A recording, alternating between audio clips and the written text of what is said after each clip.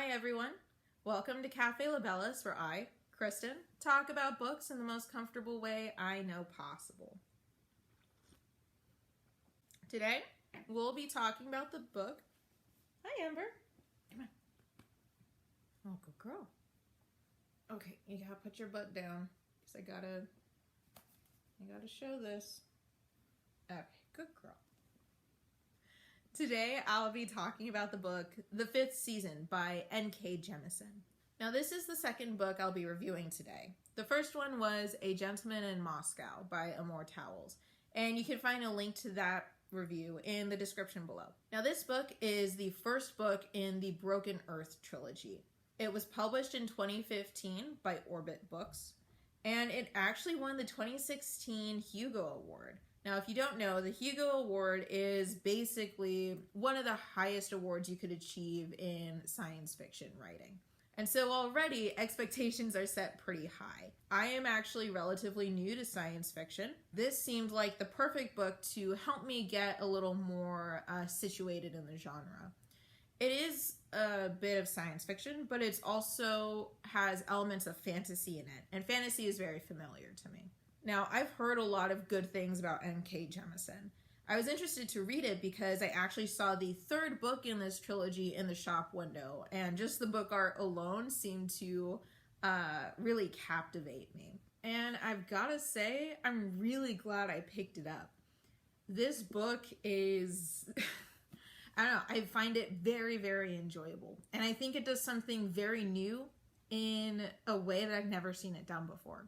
The biggest thing about this book is that it uses the second person perspective. For those of you who don't know, that means that instead of using an I voice as in first person perspective or a they voice as in third person perspective, second person uses a you voice.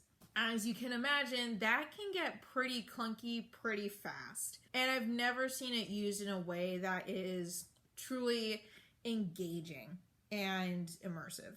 Jemisin is able to use it in a, she's actually able to use it well, which is a huge surprise to me, and I think to a lot of other readers. There's a reason the second person voice is not used very often in literature. It's just really hard to use. But I think Jemisin uses a couple of strategies that really pays off.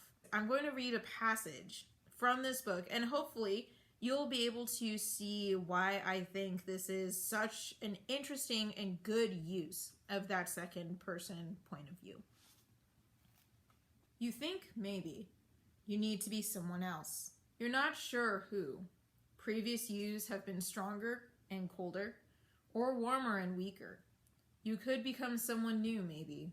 You've done this before. It's surprisingly easy. A new name, a new focus, then try on the sleeves and slacks of a new personality to find the perfect fit. A few days and you'll feel like you've never been anyone else. But only one you is Nasun's mother. Now, first of all, you may notice that this passage reads seamlessly. It's not clunky, and that's because Jemisin doesn't focus on the you. She focuses on what she's trying to tell you. And so because of that, you're not drawn into this weird you voice. You're instead drawn into how this person, whoever she is addressing, could change into someone else. Now, that idea is another reason why I think this second person perspective works really well. The you is not you, the reader. The you is the character. And that character can change. It's been done before, as you saw in the passage. And because this you embodies the character's personhood and embodies who the character is, you're not reading about you, the reader, you're reading about you, the character. I think this is a really good and new way of using that you voice. I think a lot of times most people try and engage the reader as you, and it falls flat because we can't suspend our disbelief to that extent. Instead, what Jemisin does is she applies this you to the character that we're reading about. We're just reading about a character and how she feels. This focus on the introspective part, I think, is another way or another reason why Jemisin uses this perspective so well. you is very much for introspection. If you try and say something like you walk to the bar and you grab and drink and then you talk to somebody, that's not immersive. Jemisin is able to use this perspective really well by focusing on all of these things instead of just trying to bring the reader in as the you. I think that's probably the biggest fault of this perspective, is that most writers try and bring the reader in as you. But Jemisin instead applies the you to the main character. And that really helps make it more palatable. And it actually adds to the narrative in that way. One more thing she does in order to make the you perspective good is that she doesn't rely on it for the entire book. There are actually 3 different narratives going on here. One of them uses that second person, and the other 2 use third person. She breaks them up in different sections. That makes it easier to adjust to that narrative with the second person point of view when you've already been reading something similar to something that you're used to, that they voice. Now, as much as I rave about the use of the you voice, I think I also need to give credit to Jemisin for her world building. It's one of the most unobtrusive and intuitive ways to world build that I've seen in a while.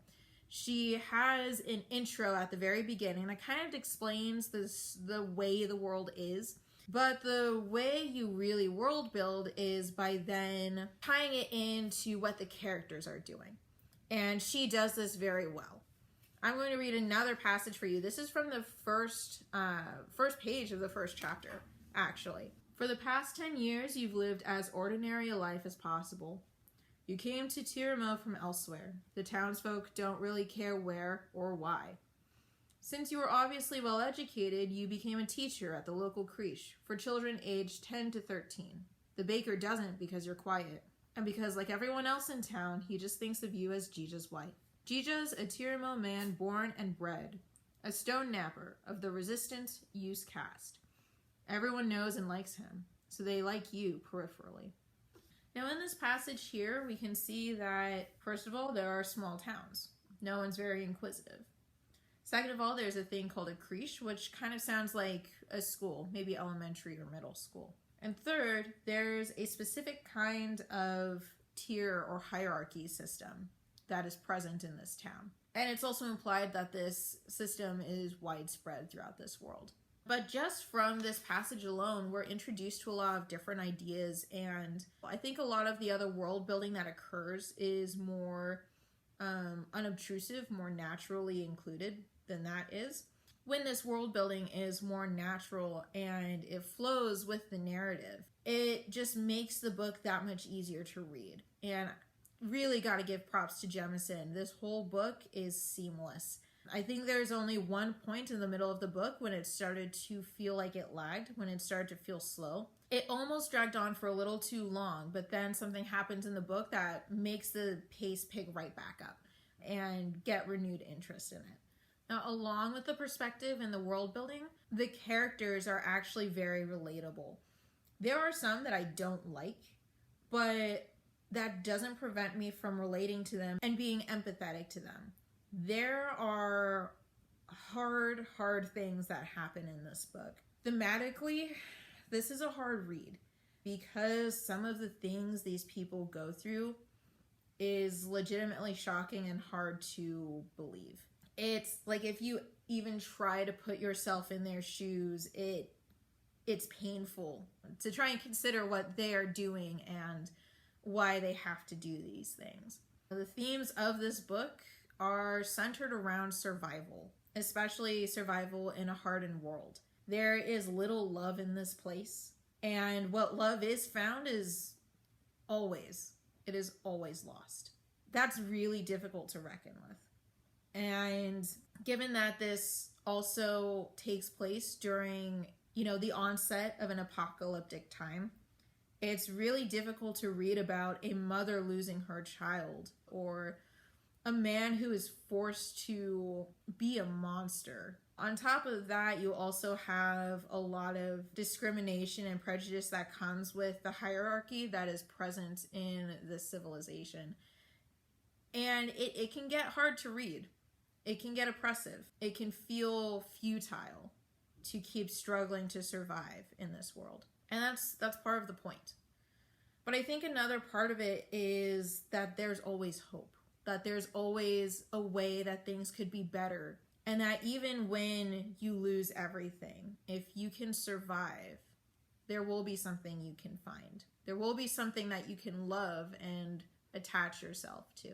It's difficult, it's hard, and there's a lot you have to go through in order to do that, but it can be done. One of the ways in which Jemisin retains that hope and keeps this book from feeling too dour is actually in her characters and her world building. So one of the best things that she does is she makes all of her characters strong in their own way. They are resilient people and they are hardened, but they are internally very, very strong people. They follow what they choose to do, whether that is good or bad. And they are able to face challenges while still remaining true to themselves. I think another way that she is able to keep the story from feeling too dark is that she actually adds a lot of mystery to the world. Even while the world is falling apart, these characters are still trying to find answers in their world. They're still trying to find the meanings to some of these things that they see and hear. They're still trying to figure out why things happen. And so the strong characters combined with the mystery and the drive to discover something, that really gives you someone to cheer on. It gives you hope. Now, maybe the characters don't necessarily have hope all the time, but you as a reader are always cheering them on and wanting them to find what they're looking for and to find something to love, to find happiness. I'm hoping that this feeling will be rewarded in the 2 other books. I'm really looking forward to reading them. And I mean, if you can't tell, I really, really like this book. I give this an 8 out of 10, and I highly recommend it to any reader. It doesn't matter if they are new to sci-fi or fantasy. I think that this book is really creative and it's also powerful. I think it hits really well in all the right places. So definitely give this one a try. I'm hoping that you enjoy it as much as I do, and I would love to hear any comments you have about it. This is a trilogy that I will be following up with, so be sure that you look for reviews on the other 2 books in the Broken Earth trilogy. Thanks for eavesdropping, everyone. I'll see you at the next book review.